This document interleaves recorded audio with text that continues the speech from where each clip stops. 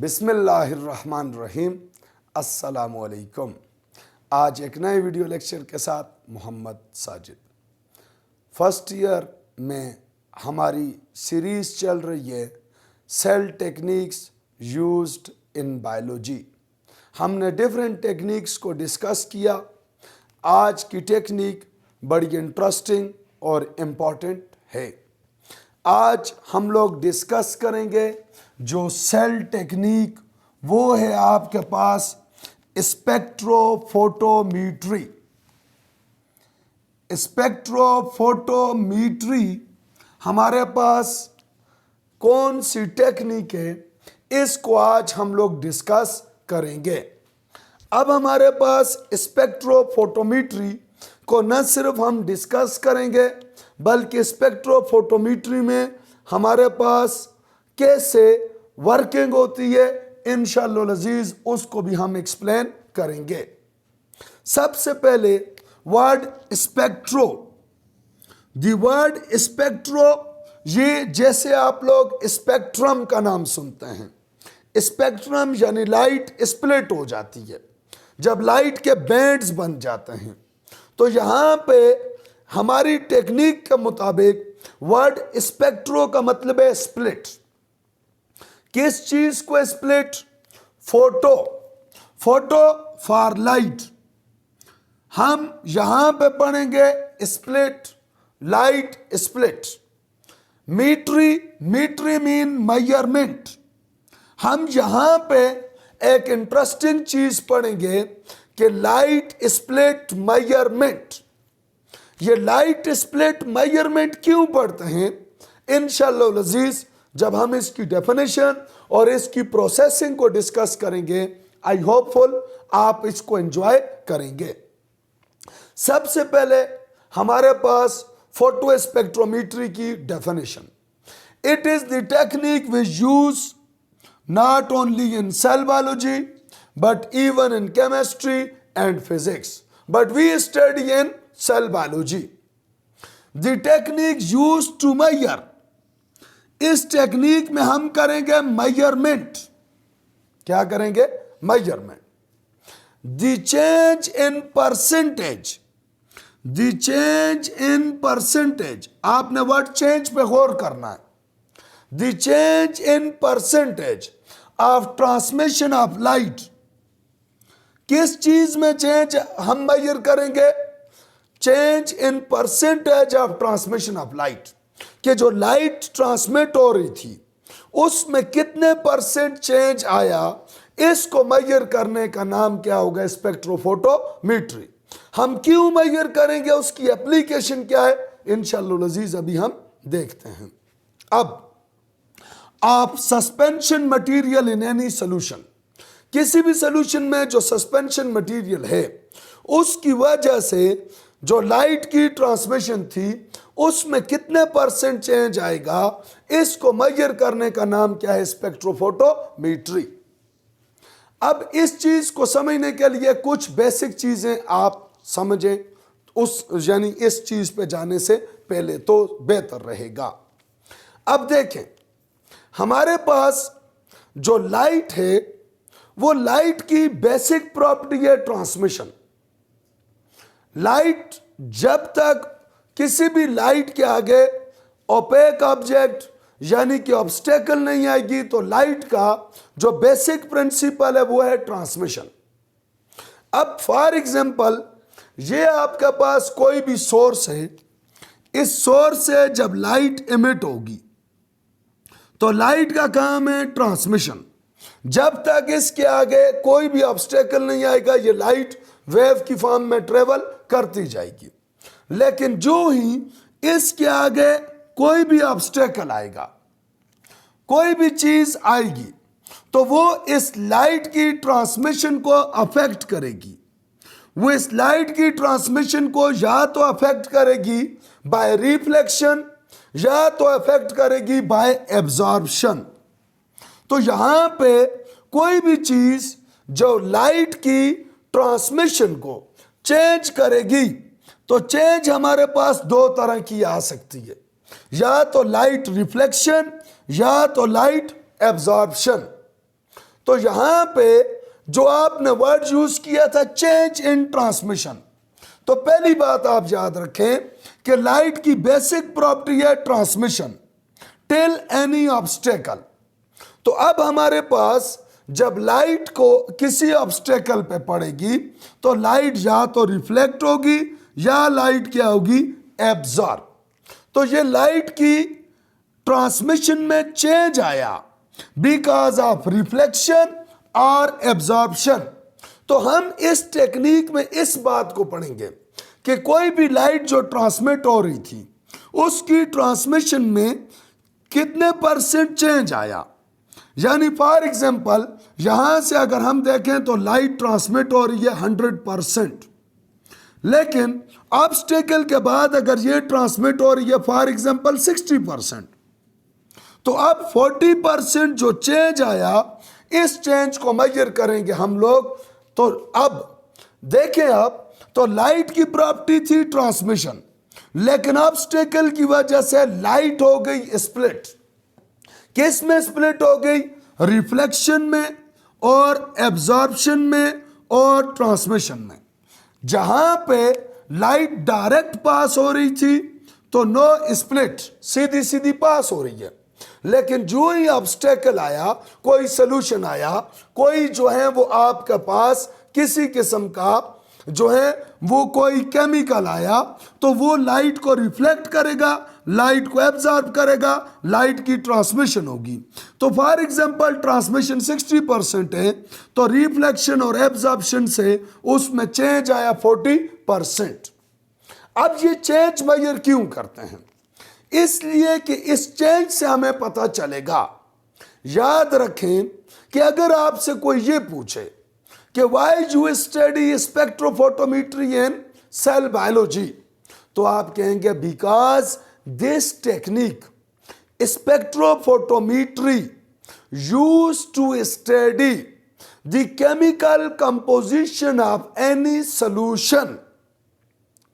फोटोस्पेक्ट्रोमेट्री used to study chemical composition of any solution through absorption of light। तो चूंकि हम absorption of light की base पे या रिफ्लेक्शन ऑफ लाइट की बेस पे ये ट्रांसमिशन में चेंज को पढ़ते हैं, तो हर केमिकल सॉल्यूशन की अपनी स्पेसिफिक रेशो होती है, लाइट रिफ्लेक्ट करने की और लाइट एब्जॉर्ब करने की। जैसे फॉर एग्जांपल यहां से आप देखें तो आपको कोई कलर नहीं नजर आ रहा। फॉर एग्जांपल अगर आप यहां से देखें तो आपको कोई कलर नजर नहीं आ रहा, लेकिन ये जगह अगर आप देखें, ये कैप ऑफ मार्कर, तो ये आपको रेड नजर आ रही है, क्योंकि यहां से जो लाइट ट्रांसमिट हो रही है वो 100% ट्रांसमिट हो रही है, लेकिन जो ही इसको ऑब्स्टेकल मिलता है तो इस ऑब्स्टेकल के साथ लाइट रिफ्लेक्ट होगी। अब आपके पास कलर की बड़ी आसान सी डेफिनेशन है। कोई आपसे पूछे कि why it is in red colour, because of reflection of red light. ये आपको रेड इसलिए नजर आ रहा है कि ये रेड लाइट को रिफ्लेक्ट कर रहा है। ये आपको ब्लू इसलिए नजर आ रहा है कि ये जो है वो ब्लू लाइट को रिफ्लेक्ट कर रहा है। अब आप देखें, मैंने एक ही लाइट के सामने दो डिफरेंट मार्कर्स को रखा हुआ है, इन दोनों के कलर अलग क्यों हैं? इन दोनों पे लाइट तो सेम पड़ रही है, लेकिन इन दोनों की केमिकल कंपोजिशन डिफरेंट है। इसके केमिकल रिफ्लेक्ट कर रहे हैं रेड कलर की लाइट को, इसके केमिकल रिफ्लेक्ट कर रहे हैं ब्लू कलर की लाइट को। तो ये रिफ्लेक्शन ऑफ लाइट से जैसे आप कलर को आइडेंटिफाई करते हैं, वो colour basically because of chemical which present in this cap. तो इसलिए इस तरह हम लोग स्पेक्ट्रोफोटोमेट्री को यूज करके किसी भी केमिकल सॉल्यूशन पे जब लाइट को फॉल करेंगे तो हर केमिकल की अपनी स्पेसिफिक वेवलेंथ को एब्जॉर्प्शन कैपेसिटी या रिफ्लेक्शन कैपेसिटी होती है, उसे हम फिर यूज करेंगे in study of chemical solution nature. इस वजह से हमारे पास इंपॉर्टेंट चीज है स्पेक्ट्रोफोटोमेट्री। अब यहां पे जो चेंज आया वो चेंज जो है, change in percentage of transmission of light is known as optical density. ये बात भी आपने याद रखनी है कि ये जो चेंज आया इन ट्रांसमिशन ऑफ लाइट, उस ट्रांसमिशन ऑफ लाइट में जो चेंज है उस चेंज का नाम है ऑप्टिकल डेंसिटी। उसको मेजर कर, इस ऑप्टिकल डेंसिटी को यानी change in percentage of transmission of light को मेजर करने का नाम है स्पेक्ट्रोफोटोमीट्री। तो अक्सर बच्चे कंफ्यूज्ड हो जाते हैं कि sir change in percentage of transmission of light भी ऑप्टिकल डेंसिटी है और स्पेक्ट्रोफोटोमीट्री में भी change in percentage of transmission of light है, तो फिर दोनों में डिफरेंस क्या है? तो यहां से अगर आप यहां तक देखें, change in percentage of transmission of light is known as optical density.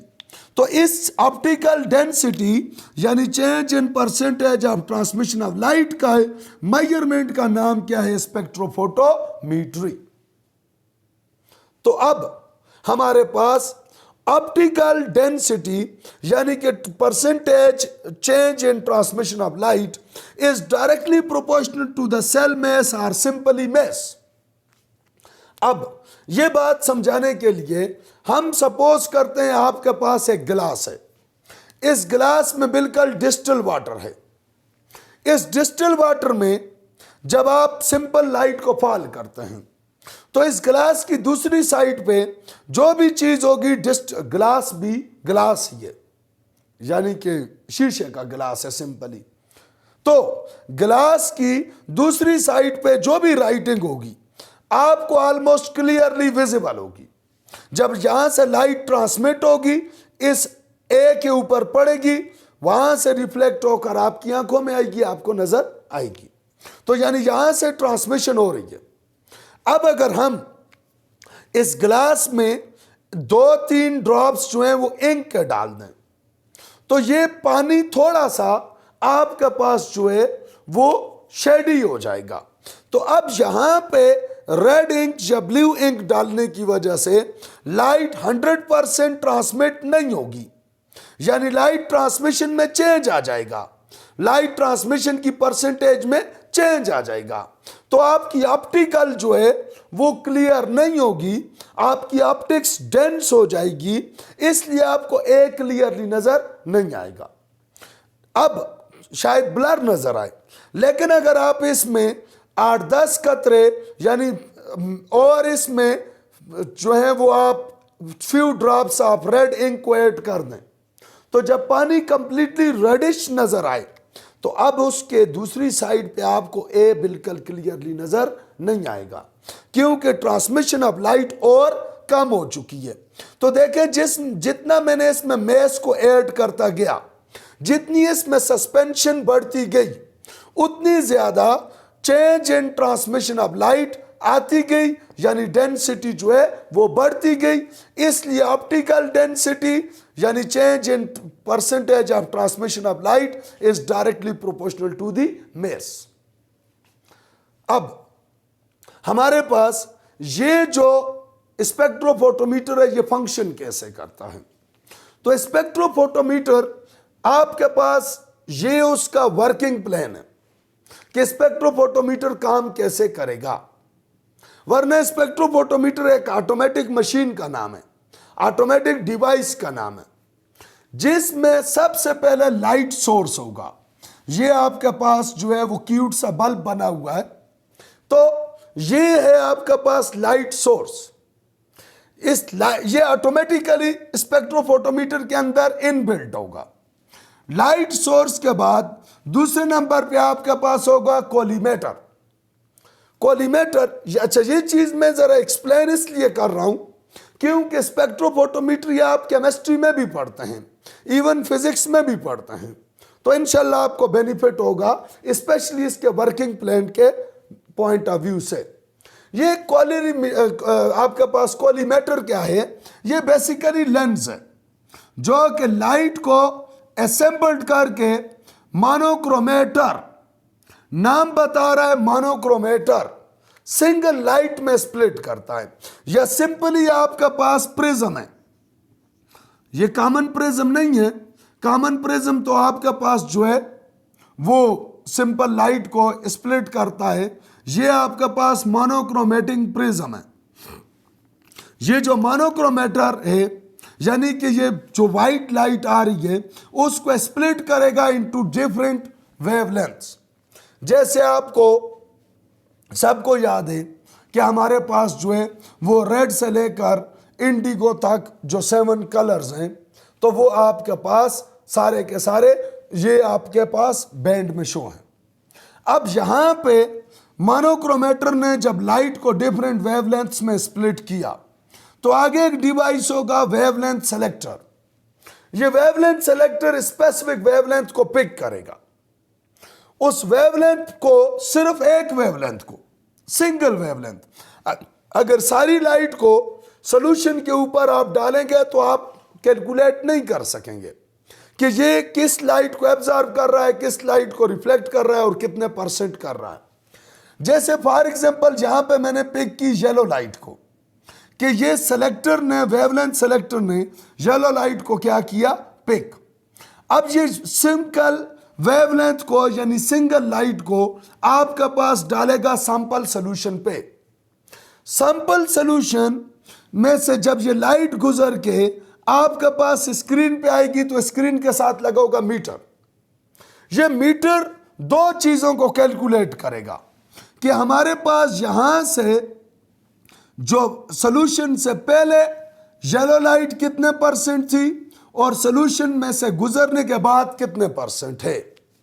For example solution से पहले मैं इसको लिख देता हूं 100%, सारी येलो लाइट थी। लेकिन सॉल्यूशन में से गुजरने के बाद फॉर एग्जांपल ये 60% है, तो इसमें ऑटोमेटिक फार्मूला ऐड होता है।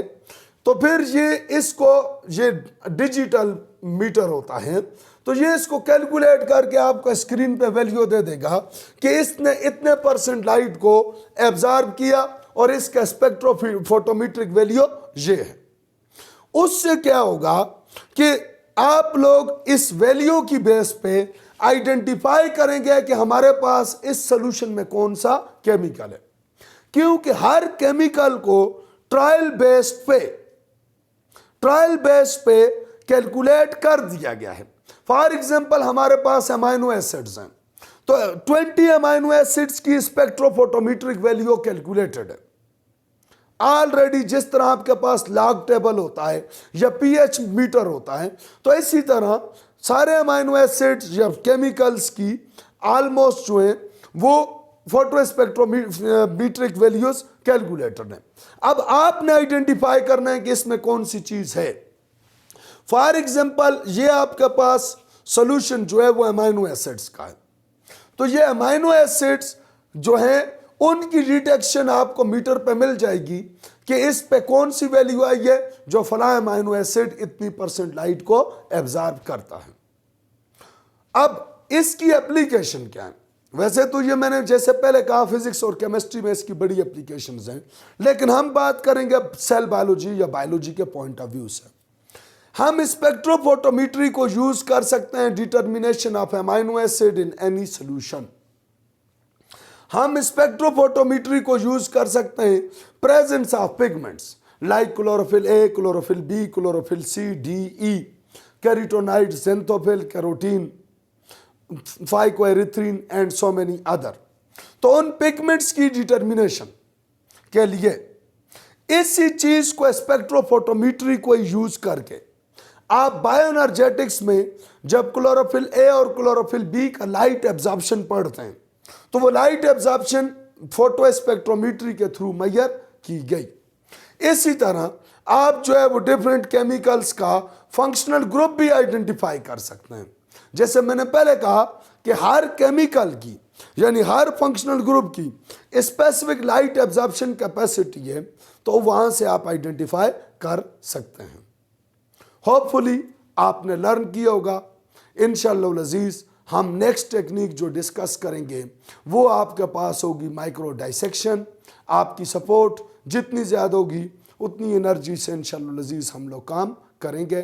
Thank you very much.